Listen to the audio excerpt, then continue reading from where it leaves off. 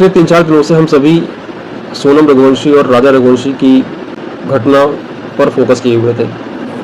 वो घटना भी आजकल कुछ ज़्यादा ही प्रचलित घटनाओं में से एक होती जा रही है। उधर सबसे पहले मुस्कान और सौरभ मर्डर केस की बात सामने आई, फिर औराई की घटना सामने आई जो शादी के 20 दिन बाद ही अपने पति को मरवा दिया उसने। फिर एक वो सांप वाली घटना सामने आई जो अपने पति के बिस्तर पर उसने सांप छोड़कर बहानेबाजी करी, हालांकि पहले ही उसका गला घोट कर मार दिया गया था उसको। उसके बाद एक सुसाइड केस था जिसमें वो अपने सास और पत्नी पर आरोप लगाते हुए और उतने कंपनसेशन देते देते थक गया था और अंततः उसने आत्महत्या कर ली।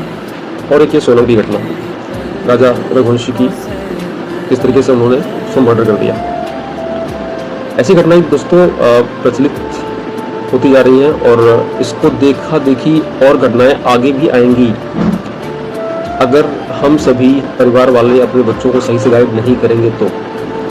कुछ लोगों का तर्क ये था कि अगर बच्चों को उनकी अपनी मर्जी से शादी करने दिया जाए तो शायद ऐसी घटनाएं ना हो, लेकिन उसमें अपवाद था मुस्कान और सौरभ की घटना। मुस्कान ने तो लव मैरिज करी थी क्योंकि उसने कुछ वर्षों के बाद किसी नशेड़ी के साथ उसका संपर्क हुआ और नशे की आदी हो गई और वो उसने जो मिल करके सौरभ को सीमेंट के अंदर दबा दिया मारने के बाद।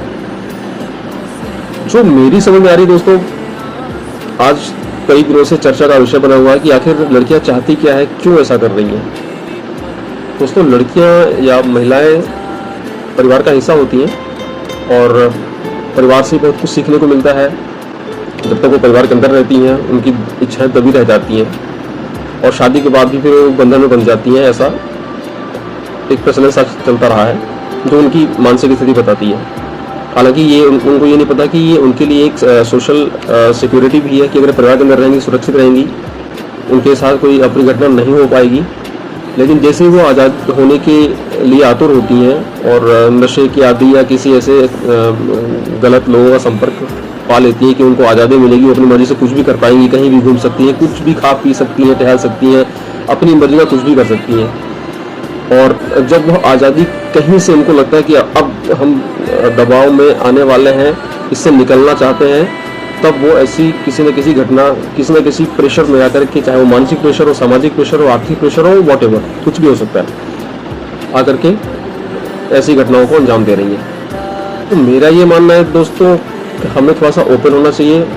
As a mother, father, as a parent हमें थोड़ा सा ओपन होना चाहिए। बच्चों से पूछना चाहिए कि अगर वो उनकी अपनी मर्जी है, वो किधर को अपने लाइफ को सरल करना चाहती हैं, किस तरीके के लड़के उनको पसंद हैं, आप समझा सकते हैं उनको।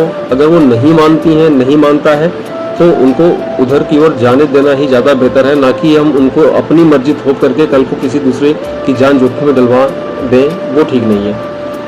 तो अभी प्रथम विचार जो मेरे दिमाग में है वो यही था कि हम आज़ादी तो दें, शिक्षा जरूर दें, संस्कार दें। अगर बच्चे संस्कारी हो गए तो बहुत अच्छी बात है। संस्कारी नहीं हो रहे हैं, उनको लगता है कि हम, यानी कि वो स्वयं पेरेंट्स से ज़्यादा अच्छा समझ सकते हैं अपनी लाइफ को, उससे ज़्यादा अच्छा सोच सकते हैं, समझ सकते हैं, कर सकते हैं, तो फिर उनको उनके हाल पर छोड़ देना चाहिए और हमें बैक सपोर्ट जितना हो सकता है दे सकते हैं दें। नहीं दे सकते तो उनको आज़ाद करते हैं, ठीक है, आप अपनी लाइफ को चुन सकते हैं, जी सकते हैं। शायद इससे ही आगे चल के कुछ बदलाव आ सके।